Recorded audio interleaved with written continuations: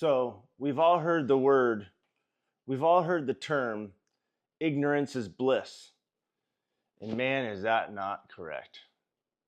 Ignorance is bliss. The problem is if you're ignorant for too long, it'll bite you in the ass. It'll bite you in the ass really, really bad. So I think one thing that a lot of people do is ignore responsibilities in regard to finances. So that's the thing where a lot of people struggle. They get their paycheck, they work hard, and they think, I deserve to get this money and I deserve to go spend it right now, however I want, when I want. And if that was instilled in us from a young age, from parents or some sort of influence, that's not how it works, things would be different for a lot of people. But we're not taught that. You see grown-ass adults as a kid. You start picking up on everything. You start getting programmed instantly when you come into this world. And you see grown-ass adults and you just think that's how it is. You get paid, you spend your money, you go get a new car, you go buy everything, instant gratification, right when you want it, But that's not the way the world works. It could, but it's not the optimal way. And the only way to get ahead in life is to have that delayed gratification and wait, sit on your money, save it, invest it, and then buy. Save it, invest it, and then buy. It's the program instead of buy, and then buy, and then buy, and always get behind on debt. Get further debt, get more and more behind, never get on top of finances. But there's never been a more important time than now to start doing this. I don't care who you are. I don't care if you're a high wage earner and you've got a ton of freaking money, dude. We all need more money. Everybody needs more money. No matter what level you're at, you need more money. But one of the things that we really need to focus on is in regards to being a parent. If you're a parent, you have to focus today on how you're going to set up your kids. This was not how it's ever been. It's never been this way ever until now, right? We all know inflation, millennials, starting with millennials, and then Gen Z struggle to get out of the house, buy a house, have a family, live the American dream. Let me just take a second real quick and just plug this little clip of Tucker Carlson. At some point, the basic economics really matter, and they matter because not that it's bad that rich people are getting richer, it's bad that everyone else is getting poorer. And it's especially bad that young people can't afford homes. Let me just put a very precise point on this. If you want a measure of how your economy is doing, I personally favor eliminating GDP as a measure. I don't even know what that is. It's clearly not relevant. They tell me Japan has a stagnant GDP. Have you been to Tokyo? It's the single most radicalizing experience you'll ever have because it's just so nice. You lost the war? Really? Can we lose a war and wind up like this? GDP. No. I don't know what even that is. The total economic activity. Oh, no. My measure is really simple. I got a bunch of kids. Can they afford houses with full-time jobs at like 27, 28? And the answer is no way. And the answer is that 35-year-olds with really good jobs can't afford a house unless they stretch and go deep into debt. And I just think that's a total disaster. That's a complete disaster. Why? Two reasons. One, if people don't own things, they don't feel ownership of the country they're in. And the country gets super volatile because people feel like they've got nothing to lose. When you have a lawn, trust me, you're thinking long term. Second, it's really hard to have a family without a house. It is. It's like super fun to live in an apartment if, there's like a bar downstairs, you're in a cool neighborhood. I'm in East Village, it's so cool. Try to have 3 kids. You're not gonna have 3 kids there, you can't. Nobody wants to raise their kids in that neighborhood. Nobody wants to raise their kids in an apartment. People do it because they have to, nobody wants to. People want a little house, not some McMansion, just a little normal house. That is the actual American dream. And that is what is totally unattainable for young people. And so the only young people in general that you will ever meet who have houses are young people whose parents help them. All right, so this is recognized on a large scale, as a large scale problem. The American dream is basically being taken away, and the youth see it a mile away. The Gen Zers know they've been robbed, and it's sad. And so we don't have repeat generations, decades after decades after decades of kids just staying at home, into their late 20s, late 30s, late 40s, because the average home buyer used to be 30 years old. And just recently, this was a stat, I heard it from Charlie Kirk.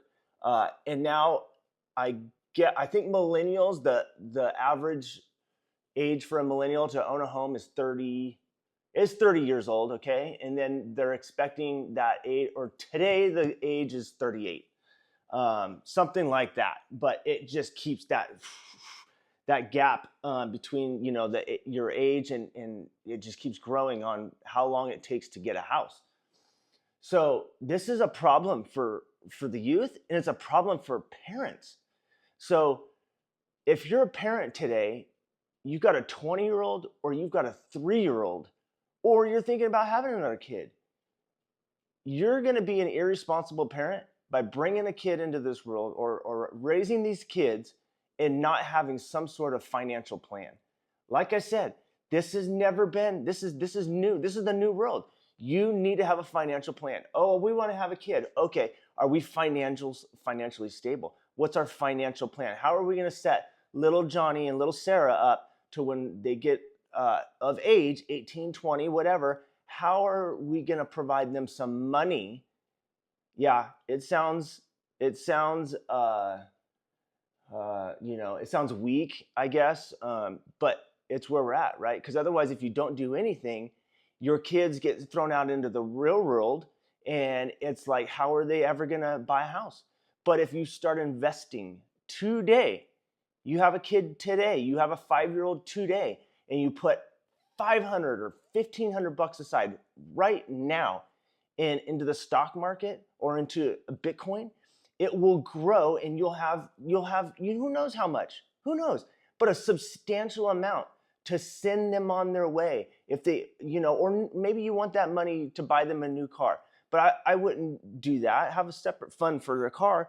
But what you want is to have a separate fund so that you can send them down the road. Be like, you know what? Not, oh, this is your problem. You can't just have I have 24 and 25-year-old right now, and it's not, I can't just say, oh, this is your problem, deal with it. You save up 150 grand to put 20% down on a house, or 50 grand to put down 5%, whatever. It's not, oh, it's your problem. It's my problem. I brought them into this world. We bring these kids into the world. We have to provide. And so now you have to say, okay, I'm going to have a kid, or I have a 5-year-old today, or I've got a 10-year-old. I need to go put right now a couple grand or 500, depends on their age. And you've got time to, keep chipping in, put money into that little pot. But even if you just deposit it, and the best way to do it is if you have a kid today or you have a 3-year-old today, just take a couple grand. Take a couple grand and go start a brokerage account so it can grow over the next 15 to 20 years. And then you'll have 100 grand in there. And you can sit, you'll be like, here, honey, you're done with college, or, this is what you want to do in life. Here you go, bye. And you sit and you set them up, because I'm telling you, if you just try to be, raise them with an iron fist and, oh, my kid's going to work for everything, dude, you're going to have a miserable child. You're going to have a miserable life because you've got that miserable child in your house. It's tough, and it's just going to get worse. It's freaking hard today in 25. It's going to get 10 times worse. So if you do nothing, that's on you. That's going to be bad parenting. So to know finances and know if you're not that person that likes to save or invest, you better learn. You better learn. That's all there is to it. I've taught my kids. They have money invested. I've got one kid at home still. She's still going to school. She did the old boomerang thing. left the house, seen how hard it was to pay for a 1-bedroom apartment, and came back. And now, it's all about her saving money and investing it, going to school, and then once she's out of school, she'll have enough money. She'll definitely have enough money to invest. But thankfully, I have some financial acumen. I'm financially savvy, but not everybody's like that. And I wasn't always like that. And I had to become this way, for my own good and for my kids' good. Because when I seen my kids were getting older and I seen what they were facing, it was like, how am I going to teach them? How am I going to help? So I had to get smarter with finances, and then it helped me. I started getting, better investments and doing better financially, and then was able to roll that downhill. So it's on you to do that as well. So everybody needs to start paying a little more attention, a little less fucking off, a little less Facebooking, a little less Netflixing. I don't spend, honestly, I don't do I don't do any time on Netflix. Everything's on YouTube, watching financial channels that are, evolve around, stock market or crypto. That's my new hobby. I sold my dirt bike yesterday because I don't ride it anymore. I hardly do anything like that, but that's okay. It's not that I'm not having fun. I have fun investing. I'm not saying you need to take it to that level, but it does, once you know it, it's very unattractive when you don't know it. But once you know it, it becomes attractive. Maybe you do take it to the other extreme like I am, but that's because making money is fun. Watching your accounts grow is fun.